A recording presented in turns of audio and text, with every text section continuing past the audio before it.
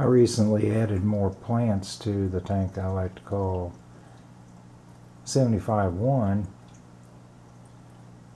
I was previously injecting CO2 into this tank and had pretty good plant growth for several species. Java moss, for some reason, was the exception. It never did well in this tank at all. But I still have about a dozen Colombian tetra and 6 or 8 black neon tetra. For years I bred Colombian tetra and sold them to pet stores, but I failed to get new stock often enough, and the inbreeding of these specimens a lot of times causes dark blotches on the flanks. None of these seem to be facing that issue, but since they are closely related, I don't want to continue that. But since the black neon tetra is another Hyphessobrycon species, I thought I might try breeding them. The way I like to breed egg scattering species is to keep the colony in a tank with a gravel substrate and then use a gravel vac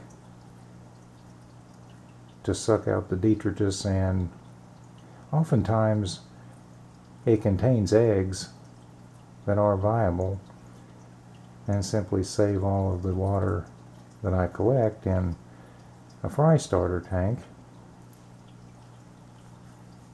Eventually I wound up with fry using this process with Colombian tetra, and I think it might work with Hyphessobrycon herbertaxelrodi as well.